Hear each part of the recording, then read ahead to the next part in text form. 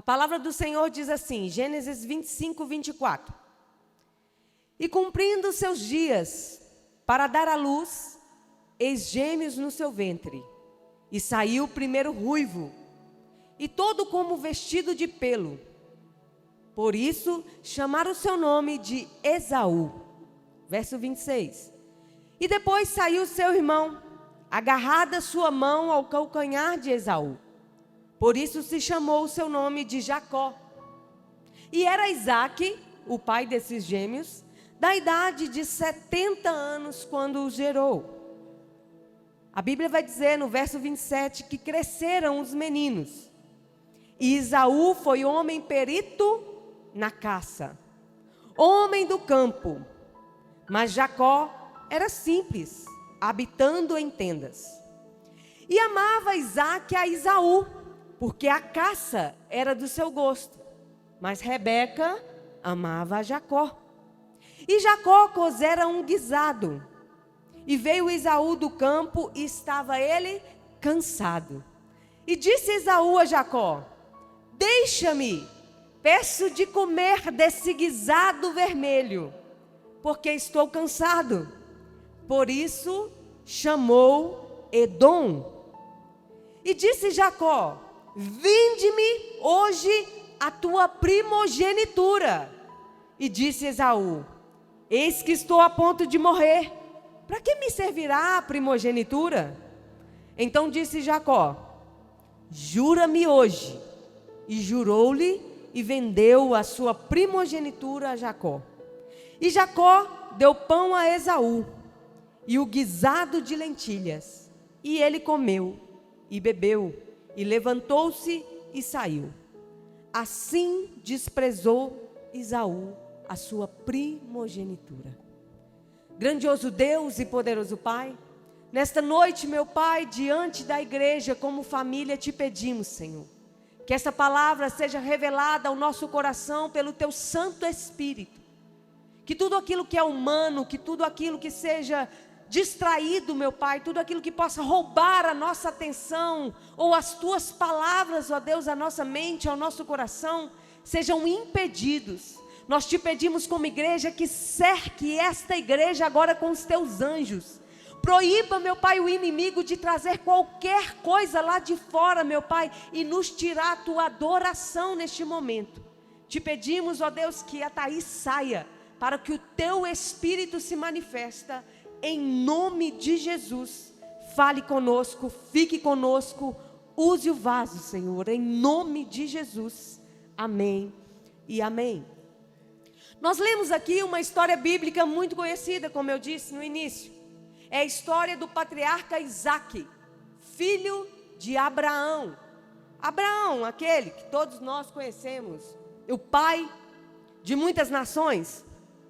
E Esaú e Jacó estão aqui num ponto alto de conhecimento, num ponto alto em que todos nós já falamos, um ponto alto em que nós conhecemos. Qual ponto é esse? Uma negociação.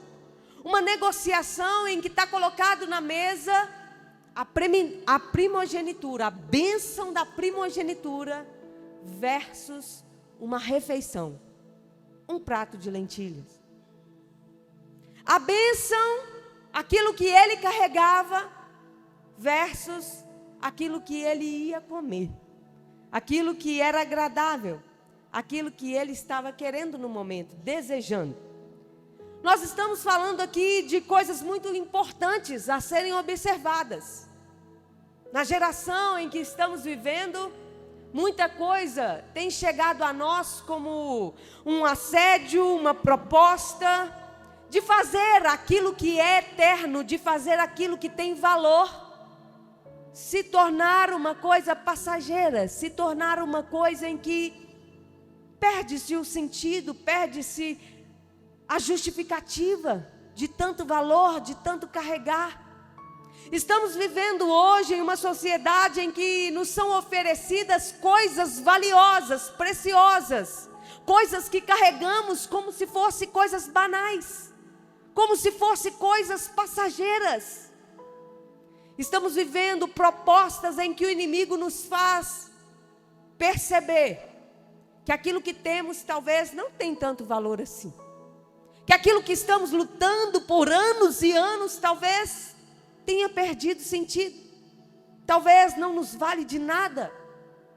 Talvez do que vale carregarmos tanta preciosidade, tantos princípios valiosos, tanta fé naquilo que temos, que acabamos deixando de valorizar aquilo que carregamos.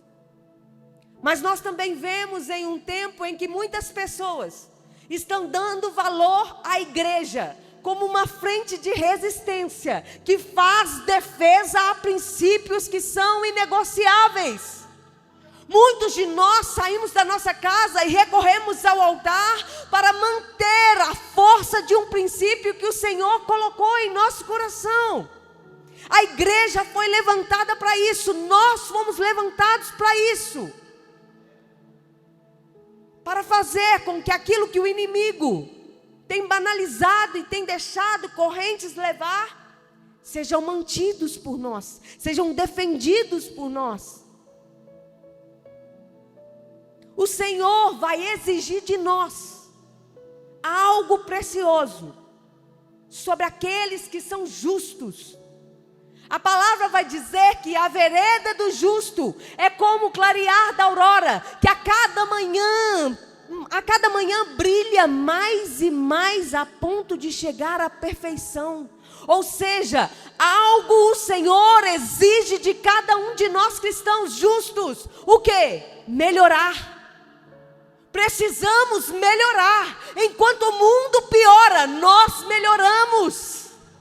Enquanto o mundo piora, enquanto o mundo banaliza, enquanto o mundo coloca coisas valiosas, preciosas como supérfluas, nós não. Nós colocamos como frente de resistência, de defesa e melhoramos. Nós precisamos melhorar. O Senhor está nos exigindo que melhoramos cada dia mais, brilhamos cada dia mais. A pergunta é: quem é você como pai? Quem é você como mãe? Quem é você como profissional? Você precisa melhorar. Nós precisamos melhorar. Precisamos validar aquilo que o Senhor entregou a cada um de nós, para que cada dia crescemos, para que cada dia melhoramos, para que cada dia lapidamos, brilhamos. E os filhos de Isaac estão aqui representados mais ou menos assim. Esaú é aquele que banaliza o que tem, o que carrega. É aquele que vê a bênção como supérflua. E Jacó não. Jacó é aquele que está dançando conforme a música. Jacó é aquele que está querendo, que está armando, que está fazendo acontecer aquilo que desde a sua infância ele queria. Desde a sua infância ele desejava. O sonho de Jacó era possuir a bênção da primogenitura. O sonho de Jacó, ele andava, ele era alimentado pelo desejo de Rebeca, de fazer com que ele possuía a bênção que era de Esaú. Jacó estava nos seus planos, tudo que estava operando. Desde o ventre, nós vemos aqui que o seu irmão agarrava no seu calcanhar. O seu irmão lutava para nascer primeiro. E a Bíblia vai dizer, nós lemos no verso 27, que os meninos cresceram. Os meninos cresceram. Outro dia, eu era ainda uma criança, brincando de boneca, no terreiro da minha mãe, no quintal lá de casa. Outro dia você era uma criança. Outro dia você estava na sua casa, pensando em o que você seria quando você crescesse. Outro dia você estava, eu quero ser médico, eu quero ser enfermeiro, eu quero ser isso, eu quero ser aquilo. Mas a Bíblia vai dizer que os meninos cresceram e não tem nada de mais nisso. Isso é um fator inerente da vida humana. Todos nós vamos crescer, se gozamos de uma saúde normal, todos nós vamos crescer. Vamos deixar a infância em um momento e vamos crescer. A Bíblia está dizendo, os meninos cresceram.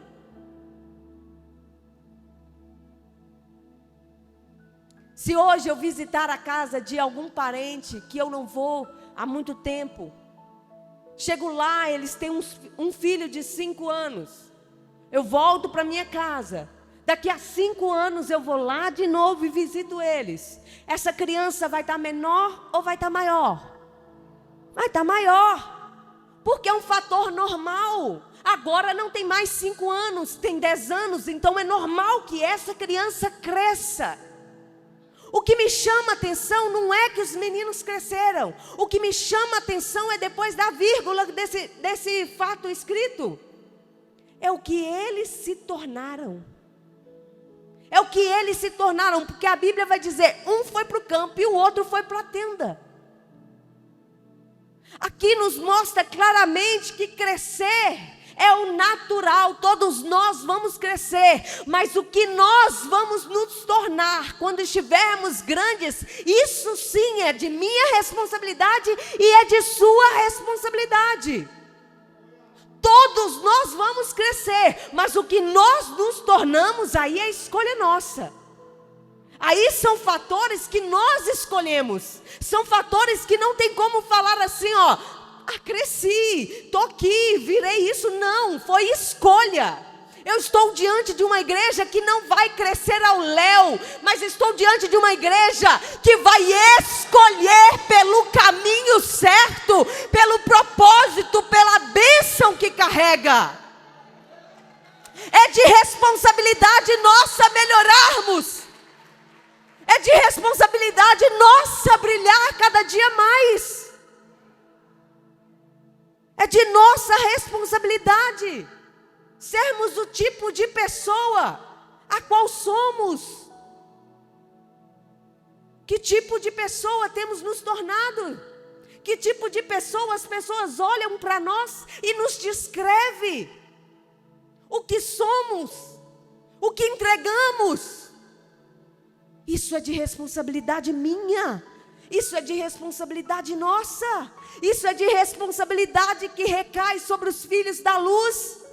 Nós somos filhos da luz e temos responsabilidade de melhorar. Como educadores, como profissionais, como pais, como filhos, como profissão. No âmbito em que estivermos, nós temos a obrigação de melhorarmos. De melhorarmos. E a Bíblia não desperdiça a palavra. A Bíblia vai dizer que Esaú, ele era perito em caça. A Bíblia vai dizer que Esaú era perito em caça.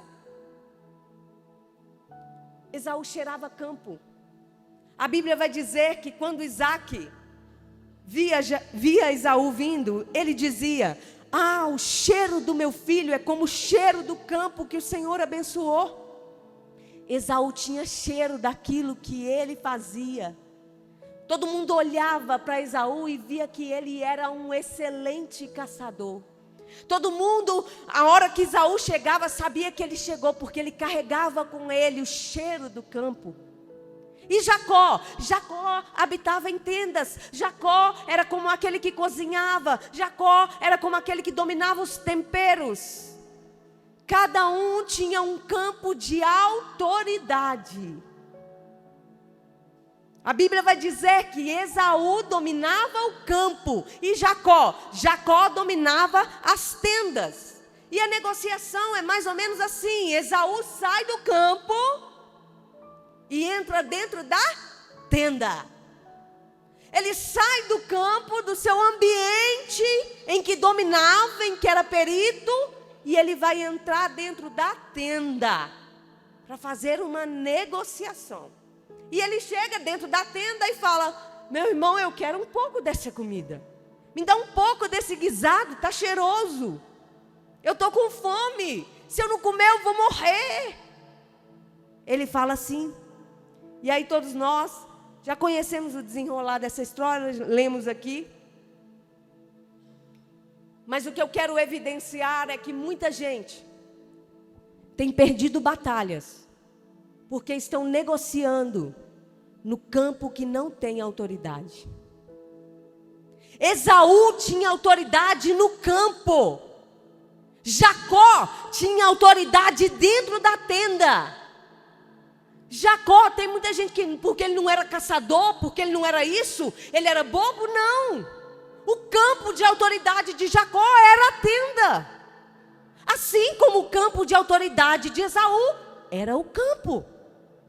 Muitos de nós estamos entrando dentro de ambientes em que não temos autoridade. E dentro desse ambiente o que fazemos? Começamos a negociar aquilo que temos. Começamos a achar que dominamos tudo. Por quê? Porque eu sou perito no campo, agora eu estou dentro da tenda. Então isso para mim é moleza. Não negocie em campo em que você não tem autoridade. Quando você sair do seu campo de autoridade e entrar no campo de autoridade do outro, o seu papel, a sua responsabilidade é somente sobreviver. É somente manter aquilo que você carrega. Não tente negociar aonde o inimigo domina. Não tente negociar aonde estão preparando para você uma casinha, uma armadilha. Esaú devia saber que aquilo ali era uma armadilha para ele. Um dia como caça e um dia como caçador. Ora ele era caçador, esperto, excelente. Só que nesse momento, Esaú era caça. Esaú era caça. Ele devia ter tido o instinto, Rafael. Devia ter tido o instinto. Porque ele sabia, ele dominava animais. Ele sabia armar flechas. Ele sabia armar campos. Ele sabia armar armadilhas. Mas nesse momento ele era caça. E tem dia que nós somos a caça. Tem dia que o inimigo nos coloca no ambiente dele, no território dele, para negociar aquilo que carregamos. Nós não podemos perder o instinto das nossas habilidades, da nossa excelência, da nossa autoridade. Quando entrarmos num território em que não dominamos, cala, não negocia, não entregue aquilo que o Senhor te confiou. Sobreviva. Sobreviva. Sabe por quê? Porque o mundo está à venda.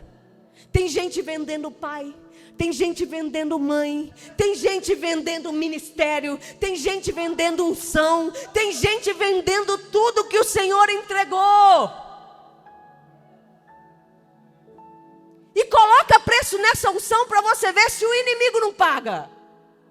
O inimigo paga, ele está doido para pagar o preço que você está colocando sobre essa unção que você carrega.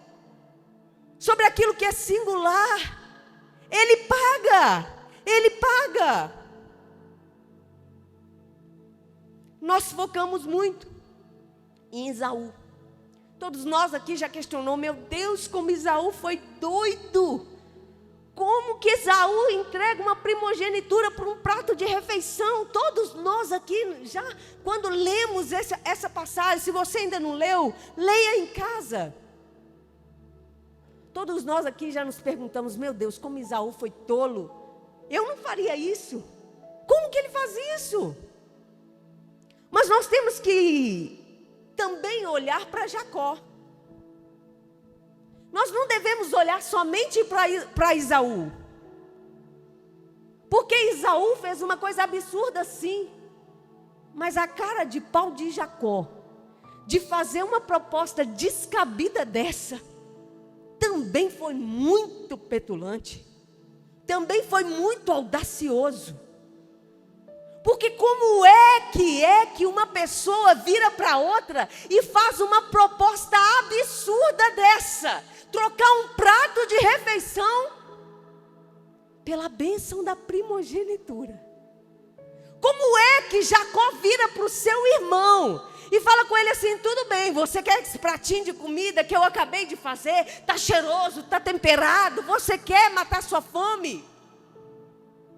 tudo bem, me dá a bênção da sua primogenitura. Jacó também foi louco. Como é que eu, por exemplo, estou saindo aqui da rua com carro e vejo uma placa de vende-se no seu carro que vale 50 mil? Eu viro para você e falo assim: ei, quer vender? Quero, claro, quero vender. R$20 no Pix. E você me entrega seu carro de 50 mil por R$20 no Pix. É uma coisa absurda, é uma coisa desproporcional.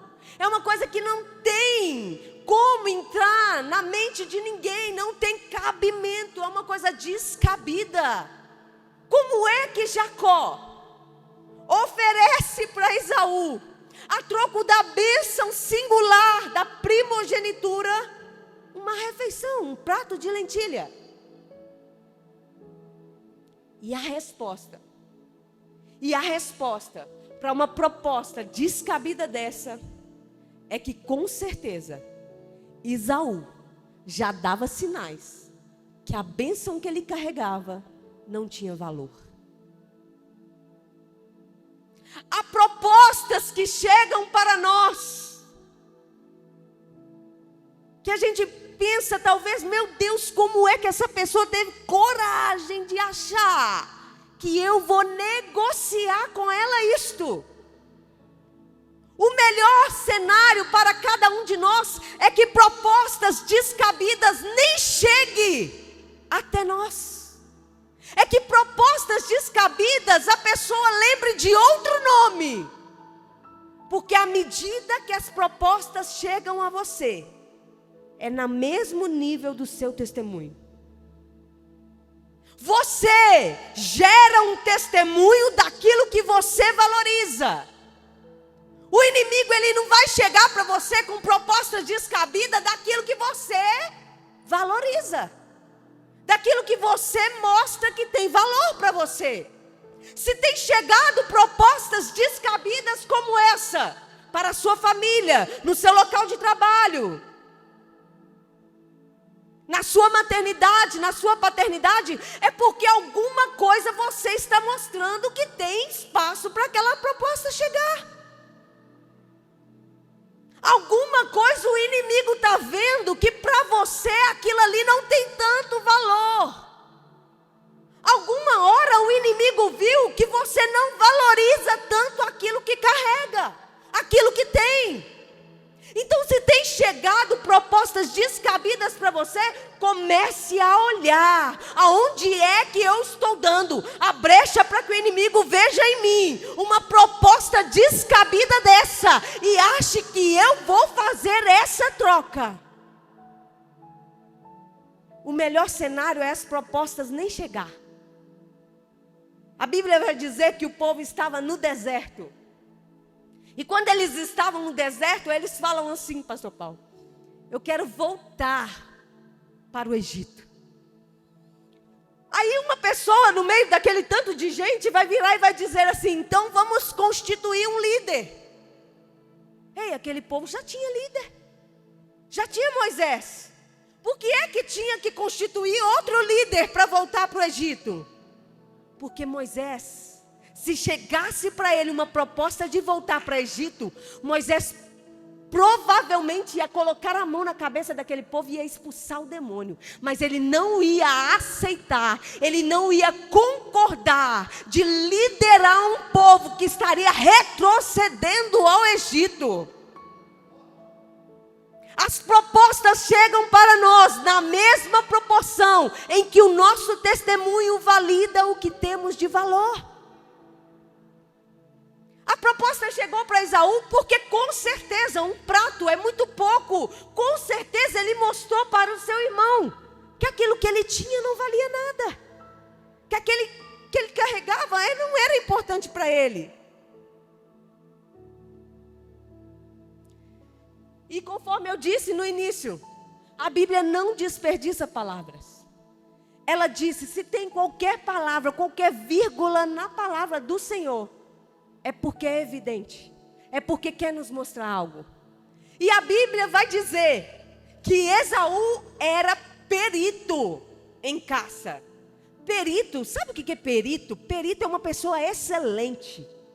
Perito é uma pessoa que não sai para pensar em fazer, ela sai para resolver.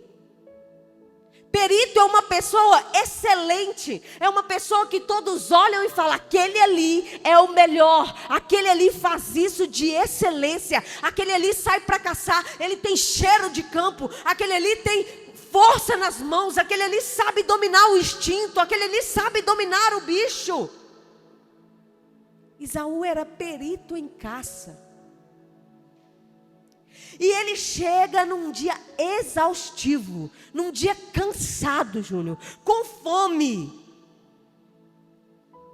E vai entrar dentro da tenda do seu irmão. E a pergunta que eu quero fazer, diante daquilo que eu subentendo, como uma pessoa que é perito em caça, entra dentro da tenda do seu irmão, depois de um dia exaustivo, depois de um dia cansativo, um dia inteiro, ele entra à noite dentro da tenda do seu irmão, cansado, exausto, com fome. Um cara que era perito em caça, ele tinha caça ou não tinha caça? Ele tinha o que comer ou não tinha o que comer? Provavelmente ele tinha caça. Provavelmente, se ele não estava com o alimento ali, ele sabia onde conseguir. Ele sabia qual era a armadilha que ia fazer o animal chegar, que ia fazer o animal vir, que ia saber aquilo que ele queria comer. Sabia o que é? Que a refeição de Jacó ganha em cima da refeição de Esaú? Porque o que é melhor? Um prato de lentilha ou um guisado de cordeiro? Uma picanha assada na hora? O que diferenciava o prato de Jacó do prato de Esaú era somente o tempo. Porque o que Esaú tinha estava cru, mas o que Jacó tinha estava pronto. O que Esaú tinha ou podia conseguir facilmente estava cru, precisava do tempo. E a única coisa que Esaú não quis é fazer com que o tempo maturasse o seu alimento, a sua refeição. É fazer com que o tempo fizesse com que aquilo ali ficasse pronto. É a paciência de esperar. É saber que o tempo é de Deus e não nosso. É saber que se Deus quiser fazer, Ele faz. E se não quiser fazer, Ele vai continuar sem fazer. Mas você é expert, você é excelente em arranjar uma refeição melhor do que essa que o inimigo tem colocado na sua mesa. Ele vai dizer, eu vou morrer. Se eu não comer esse prato de lentilha, eu vou morrer. Olha o que Esaú vai dizer. Um cara que é perito em caça, um cara que é dominador do campo, um cara que gozava de uma vida forte, bruto, vai dizer que vai morrer se não comer uma sopa de lentilha naquela noite. Ninguém morre porque não comeu um dia da vida. Mas ele vai morrer.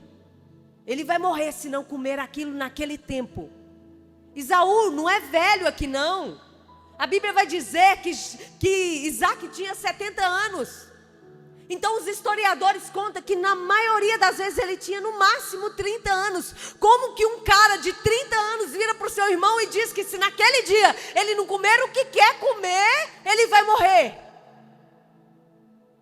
Muitos de nós estamos assim, sem deixar o fogo fazer o seu trabalho, sem deixar o fogo lapidar, sem deixar o fogo cozinhar, sem deixar o fogo preparar. Estamos negociando no tempo de Satanás, com as ofertas que o inimigo tem colocado nos manjares da nossa mesa, fazendo com que as nossas expectativas somente reduzem.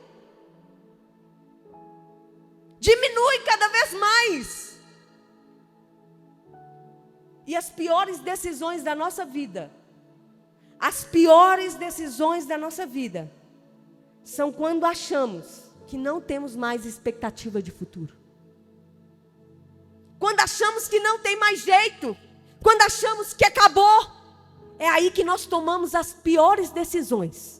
Quando achamos que o inimigo resolveu, que o inimigo fez o que queria fazer e que você perdeu e que não tem mais jeito, é aí que nós tomamos as piores decisões. É aí que nós aceitamos o prato de oferta de uma sopa rala.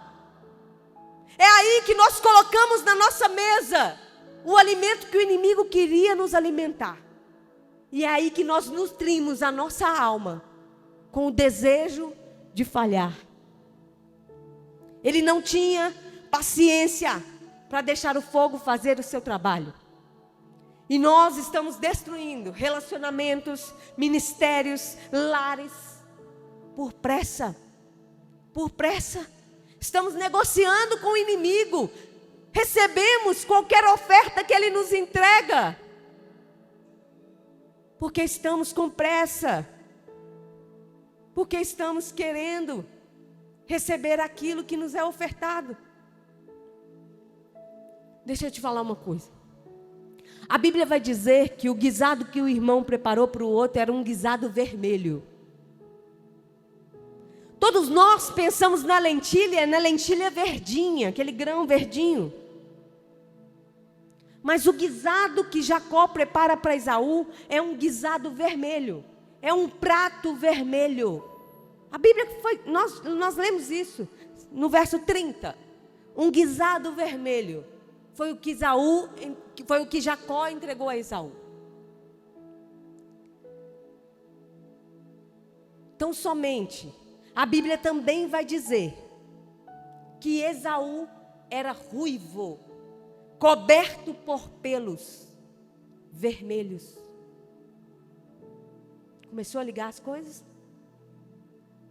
A Bíblia vai dizer que a descendência de Esaú chamava Edom. Edom no hebraico quer dizer vermelho. Edom quer dizer vermelho. Esaú era coberto por pelos ruivos vermelhos, avermelhado. Todo mundo olhava para ele e sabia que a descendência dele era um povo avermelhado. A terra de Edom era vermelha. E o guisado que entregou a ele era vermelho. Por quê? Porque o inimigo não vai te dar aquilo que é diferente de você. Não pense que o inimigo vai ofertar na sua mesa aquilo que é sem sabor, aquilo que não tem cor, aquilo que não parece com o que você está querendo. Porque o inimigo quer que você olhe para esse prato e fale assim: é a minha cara, é a resposta de oração que eu estava fazendo. Parece comigo, é a minha cor, olha aqui, foi feito para mim, cabe em mim. E aí nós estamos entregando aquilo que é de valioso, aquilo que é singular, porque um prato de lentilha, para ter valor, tem que reunir muitas lentilhas. Rafael, você sabe de cozinha. Se eu entregar uma sopa para você com uma lentilha, isso tem valor, Rafael? A Bíblia de Gênesis a Apocalipse, ela não vai ter a palavra lentilha. Ela vai ter a palavra lentilhas, no plural.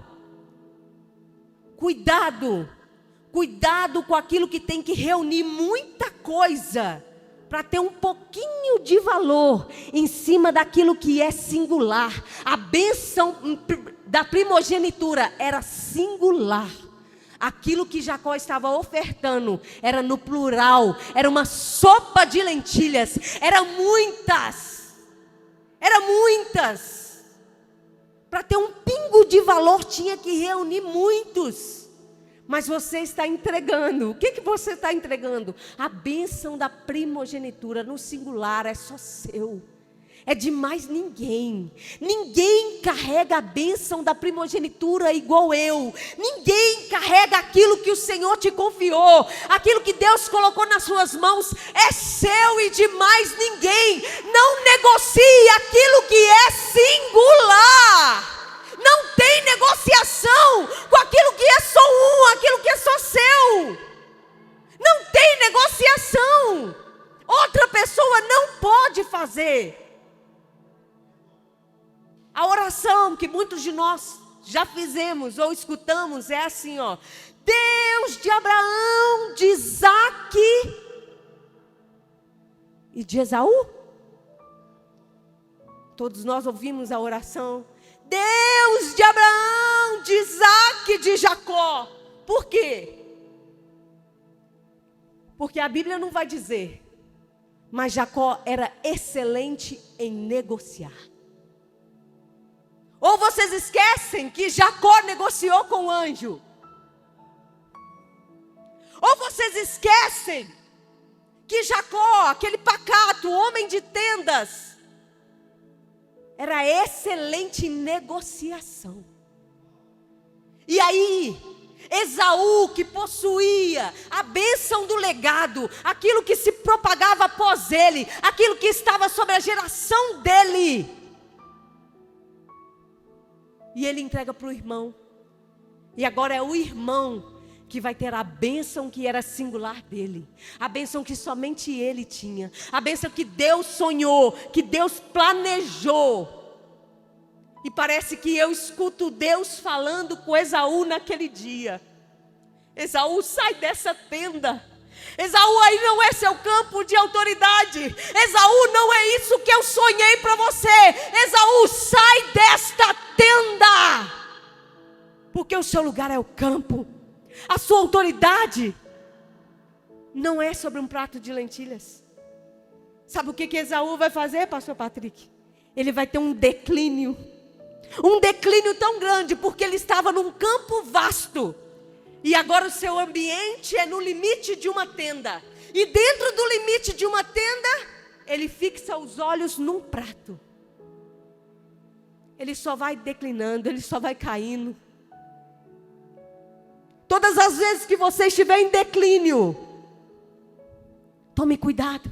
Não faça negociação. Se alerte, grite. Mas não negocie o que é singular. Deus está dizendo para Esaú, eu acredito: Esaú, sai dessa tenda, porque não é um prato que você tem que fixar os olhos. O que eu disse para o seu avô é: sai desta tenda e olha para as estrelas do céu. Olha para as estrelas do céu, porque é isso que é a bênção que eu tenho para você. Ela é geracional. E assim como você não pode contar as estrelas do céu, assim será a sua posterioridade.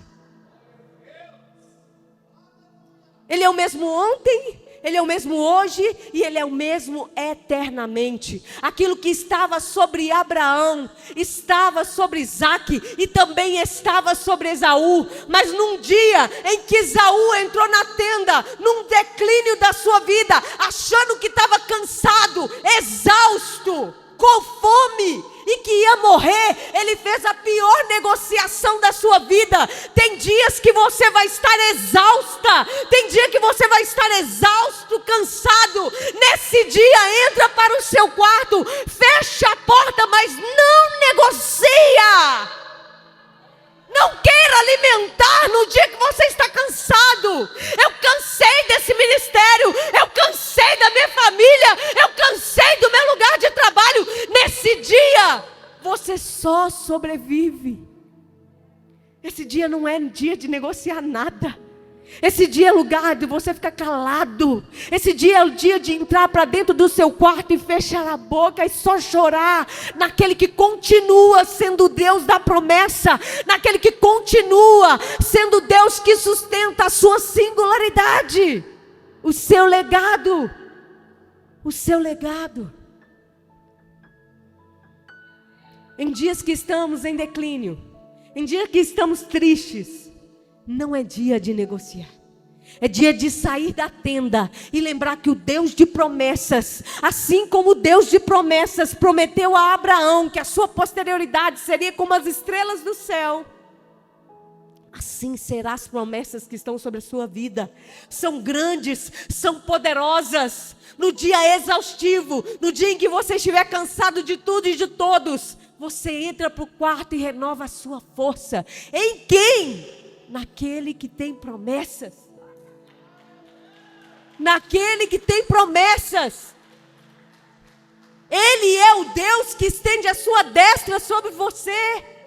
Ele é o Deus que pode fortalecer. E se Ele disse, vai acontecer. Tem coisas que cabem para você. Não negocie aquilo que é seu. Não entregue seus filhos ao léu.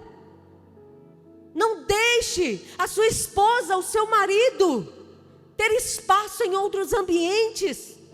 Não deixe rachadinhas, pessoas olhar no seu ambiente de trabalho que você é condizente com aquilo que está sendo ofertado ali. Porque não, você é diferenciado. Você carrega uma unção diferente. Você carrega uma responsabilidade diferente. Você precisa ser diferente. As pessoas não podem olhar para você como uma pessoa que está desprezando a singularidade da bênção. Não! As pessoas têm que olhar para você e validar aquilo que você carrega. Olha, aquela pessoa, aquele fulano é tão forte. O que ele carrega é tão poderoso que não adianta chegar com isso para ele. Ele não vai negociar. Ele não vai aceitar. Ela não vai aceitar. Permaneça. Está difícil? Permaneça. Está complicado? Permaneça. É somente você e Deus. É você e Deus. A promessa é sua. A promessa é para você.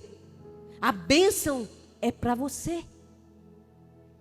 Então não desfaça aquilo que o Senhor sonhou para você. Porque o Deus dos sonhos vai realizar coisas grandiosas sobre cada um de nós. Porque Ele não é homem para que minta, e nem filho do homem para que se arrependa de tudo que colocou sobre a sua vida, sobre a sua casa, sobre os ambientes a qual você coloca a planta dos pés.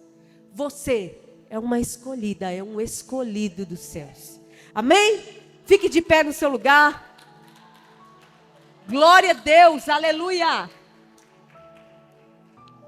Fique de pé no seu lugar e vamos orar ao Senhor nesta noite. Porque uma coisa é certa. Nós lemos ali no último versículo que Jacó entregou também a Esaú pães. Ele fez o guisado e entregou pães. Ele entregou o prato de lentilha, a sopa rala, juntamente com pães. Quando nós fazemos uma negociação, pastor, e recebemos além daquilo que estava combinado, porque os pães não estavam na negociação, certamente nós vamos pensar, estou em evidência, fiz um ótimo negócio, além da sopa ganhei até pão.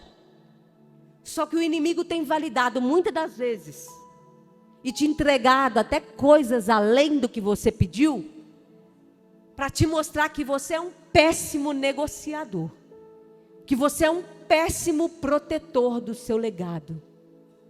Então hoje, nesta noite, nós vamos levantar aqui em oração, para dizer ao inimigo, que se ele tentou qualquer proposta descabida para o nosso lar, para a nossa casa, para a nossa família, o nosso ambiente de trabalho, ele pode dar as costas e voltar com essa proposta no bolso. Porque não é aqui que vai fechar negócio. Nós não estamos dentro da tenda. Nós estamos olhando para o céu e declarando que a nossa posterioridade tem bênçãos sem medida. Feche os seus